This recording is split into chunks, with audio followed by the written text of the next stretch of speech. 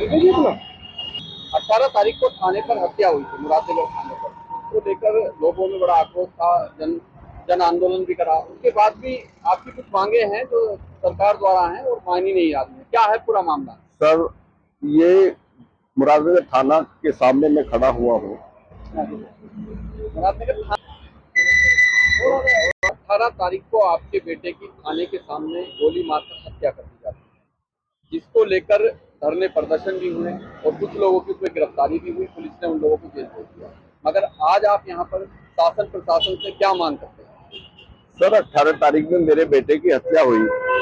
उस समय प्रशासन ने मुझे बहुत आश्वासन दिया, क्योंकि सर मेरी कसूर ना होने के बाद भी मेरे बेटे की हत्या कर दी गई। और प्रशासन ने मुझे बहुत आश्वासन दिया मेरे पुत्र वधू के लिए। इसके लिए कुछ ना कुछ संसाधन के, रोजगार के संसाधन जुटाए जाएंगे, ऐसा भी कुछ कहा। पोते के लिए, बच्चों को पढ़ाई के लिए ऐसे वादे किए, लेकिन अभी तक कोई वायदा पूरा ना कर पाए। केवल औपचारिकता ही पूरी करी है। जो कि सुरक्षा की बात में करूं तो सुरक्षा में मुझे कुछ भी अभी तक कोई वेपन नहीं मिला, मेरे परिवार को कोई वेपन नहीं मिला। और मेरी आर्थिक स्थिति भी बहुत कमजोर है। पुत्रवधू मेरी, कुछ भी हो सकता है, अभी भी खून की उल्टी आती है क्योंकि वो सदमे से बाहर ना हो पाई है। मेरे भी सीने में बहुत दर्द रहता है। मैं जिम्मेदारी बच्चों की जो मेरे ऊपर आकर पड़ी है, शायद मैं ना निभा पाऊंगा, क्योंकि मेरी इतनी आर्थिक स्थिति कमजोर है। हो सकता है ये गवर्नमेंट ने जो वादे किए हैं ये मैं पूरा ना कर पाऊं, और मेरे पे जो पहाड़ टूटा हुआ है, हो सकता है मुझे अपने परिवार के साथ आत्मदाह करना पड़े। ये मैं आपके चैनल के माध्यम से सरकार को चेताने का काम भी करता हूं। तो ये कि आपके घर पे आए थे, आपकी जो मांगे थी उनको पूरा करने के लिए? मेरे घर पे कोई उच्च अधिकारी नहीं आए। अपने हर क्षेत्र से जो भी उन लोगों ने भेजा, और केवल कागज पूर्ति करने के लिए मैं लगा हुआ हूँ। अब कोई भी आधार कार्ड भेजो साहब, कभी उनका मृत्यु प्रमाण पत्र लाओ जी, कभी जो है मूल निवास प्रमाण पत्र लाओ जी, कभी ये सारे कागज मेरे बेटे को कहाँ पता था कि भाई मेरी हत्या हो जाएगी। और ये कागज औपचारिकता के जितने भी कागज है वो दस्तावेज पूरे करके थोड़ी जाता।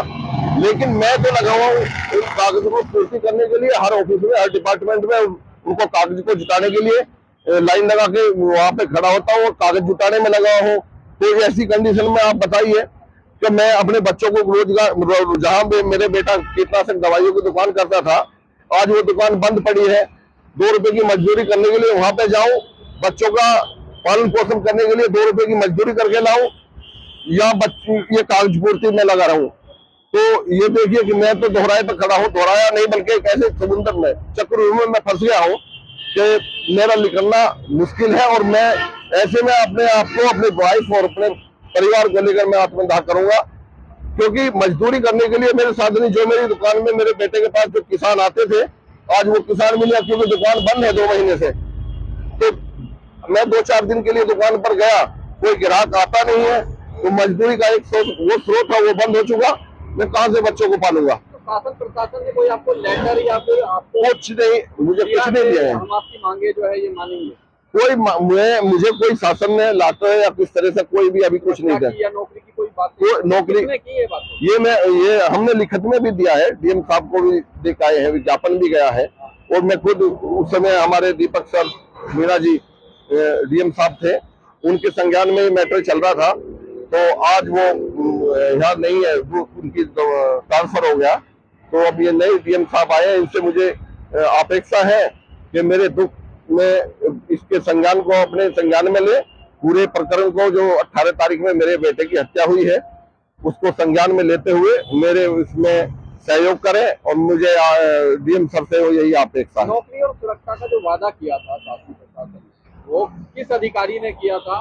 कुछ लिखित में है आपके पास या नहीं है? ये सर, मुझे जो है, जहां पर मैं डीएम साहब के पास में गया था अपने परिवार के साथ में, तो उन लोगों ने मुझे आश्वासन दिया कि इसमें विषय में सोचेंगे, और अपने जो उनके नीचे के काम करने वाले लोग हैं उनको आदेश भी दिया कि भाई इनको देखो, मैंने केनरा बैंक के लिए कहा कि केनरा बैंक में हो या दूसरे कोई डिपार्टमेंट में, छोटे उसकी योग्यता के अनुसार, मेरी पुत्र वधू की योग्यता के अनुसार उनको कहीं छोटी मोटी नौकरी मिल जाए ताकि उसका दिमाग डाइवर्ट हो जाए और अपने बच्चों की जिम्मेदारी ले। कौन किसी का भाई, कौन किसी का परिवार किसकी मदद करता है, तो मैं भी शायद ना रहूं उसकी जिम्मेदारी को निभाते हुए। मेरी भी 55 साल की लगभग ये उम्र जा रही है, और आदमी जिंदा ही कितना रहता है इस युग में। कोई एविडेंस भाई उस समय का किसी ने वादा, उसमें जो भी वायदे करे हैं उस समय सारे वायदे लोगों ने वर्बली करे। डिमांड है आपकी या डीएम साहब से? डीएम, मैं कह रहा हूँ, मुझे अपने उत्तर प्रदेश सरकार के जितने भी अधिकारी हैं, चाहे मुख्यमंत्री राहत कोष है, मुख्यमंत्री पे मतलब ये संदेश जाना चाहिए कि मेरे परिवार के लिए, मेरे पुत्र वधू के लिए कुछ ना कुछ करें। और मेरी आर्थिक स्थिति अच्छी नहीं है, इसलिए हो सकता है अगर सरकार मेरी मदद करे तो हो सकता है और परिवार में कोई बड़ी ट्रेजेडी ना हो पाए। इसके लिए मुझे मेरे परिवार को बचा सकते हैं सब। किसी ने सब कुछ नहीं। सांसद साहब तो मेरे घर पे 9 दिन बाद मेरे घर पे गए और ये बोला कि मुझे इस मैटर का पता ही नहीं था। अजीत पाल त्यागी मेरे बेटे की हत्या जब हुई तो अस्पताल में भी पाए थे, थाने के सामने, तो वो अजीत पाल त्यागी मोर्चरी में भी गए थे और अंतिम संस्कार में भी पहुंचे थे। अजीत पाल त्यागी ने बहुत अच्छा सराहनीय काम किया, मैं अजीत पाल त्यागी का आभारी हूँ। लेकिन हमारे सांसद साहब ने हमारे लिए कुछ नहीं किया, ना कोई आश्वासन है, ना कोई मतलब किसी तरह की कोई बात नहीं।